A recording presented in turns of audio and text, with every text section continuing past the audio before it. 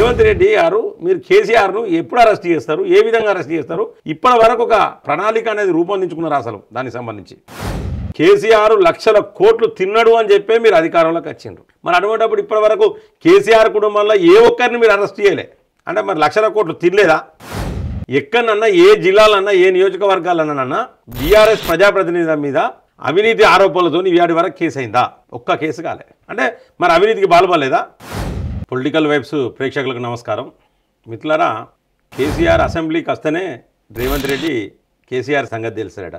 అంటే ఇక ఫామ్ హౌస్లో వండుకుంటే కేసీఆర్ను ముట్టుకోడన్నట్టు రేవంత్ రెడ్డి. అంటే ఏం మాట్లాడతాడో ప్రజలు ఏమింటారో నాకు అర్థమవుతలేదు మిత్రులారా. రేవంత్ రెడ్డి భాష కూడా మార్చుకోవాలి. కిషన్ రెడ్డిని పట్టుకొని సోనియా గాంధీ కాళ్ళు మొక్కుడు ఏంటిది అవి మాటలు? సోనియా గాంధీ ఏంటిది? సోనియా గాంధీ చెప్పారు. నువ్వే సోనియా గాంధీని తిట్టినవు గతంలో, పొల్లు తిట్టినవు. అటువంటిది ఇప్పుడు మళ్ళీ సోనియా గాంధీ కాళ్ళు ఇద్దరం కలిసి మొక్కుతాంపా నువ్వు నేనని కిషన్ రెడ్డి గారిని అంటాంటివి నువ్వు. అంటే ప్రజలందరూ చూస్తున్నారు. దీని అన్నీ ఏంటంటే వీధి వేషగాల లెక్కున్నాయి నీ ముచ్చట్లు.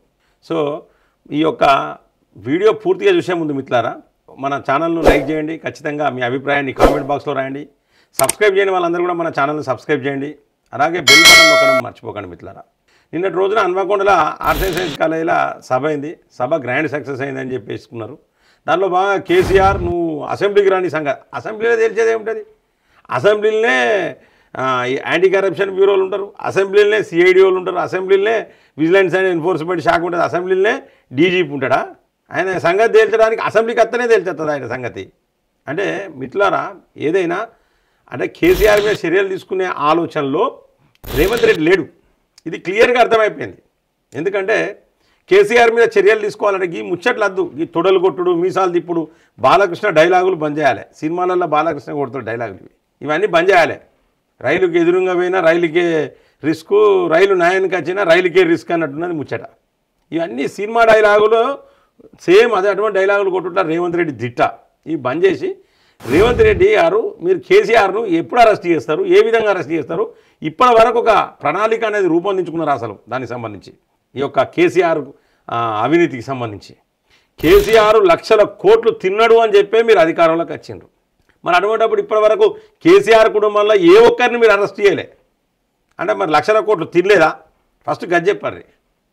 ఇక పోతే మీ అల్లుని గురించి ఇదే బీఆర్ఎస్ వాళ్ళు ఈడీకి కంప్లైంట్ చేసిర్రు. వరంగల్లో ఒక హాస్పిటల్ ఉన్నది, ఆ హాస్పిటల్ ఇనాగ్రేషన్కు మీరు ప్రత్యేకంగా వచ్చింది కూడా గందికే అని.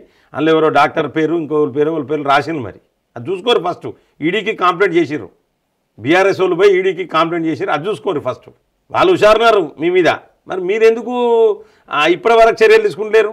లక్షల కోట్లు తీసుకుంటే ఎక్కడన్నా ఏ జిల్లాలన్నా ఏ నియోజకవర్గాలన్నా బీఆర్ఎస్ ప్రజాప్రతినిధుల మీద అవినీతి ఆరోపణలతో ఇవాటి వరకు కేసు అయిందా? ఒక్క కేసు కాలే. అవినీతి ఆరోపణలతో ఈ రోజు వరకు ఏ ఒక్క కేసు కాలే. అంటే మరి అవినీతికి బాల్పడలేదా?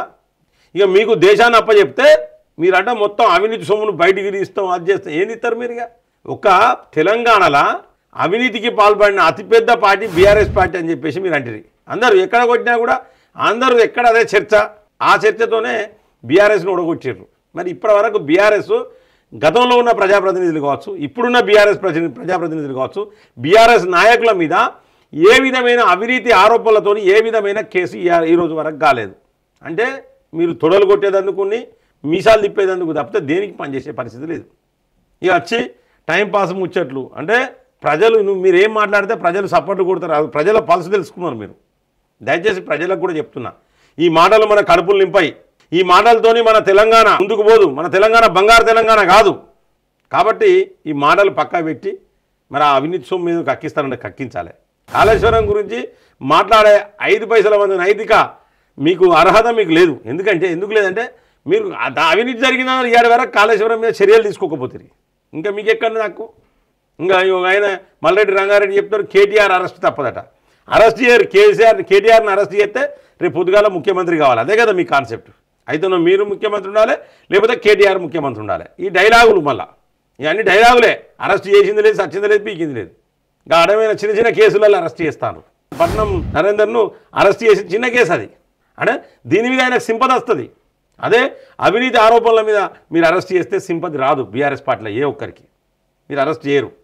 మీరు చూడండి, లిక్కర్ స్కామ్ కేసులా కవితను అరెస్ట్ చేస్తే అక్కడ ఆమ్ ఆద్మీ పార్టీ కేజ్రీవాల్ అంటూ అరెస్ట్ చేస్తే అలా ఢిల్లీలో క్లోజ్ ఆమ్ ఆద్మీ పార్టీ లేదు, ఇక రాదు కూడా ఢిల్లీలో. నెక్స్ట్ బీజేపీ గవర్నమెంట్ వస్తుంది. ఎందుకంటే నీతిగా నిజాయితీగా కేజ్రీవాల్ని అరెస్ట్ చేయడం, లిక్కర్ స్కామ్ కేసులో కవితను అరెస్ట్ చేయడం ఆడ ఢిల్లీలో ఫెచ్ అయింది. భారతీయ జనతా పార్టీ గెలుస్తుంది. మరి మీరు ఇక్కడ మొదలుపెట్టిన మరి దేనికి ఏమన్నా మీ ఇద్దరి మధ్యలో ఏమైనా ఒప్పందం ఉన్నదా?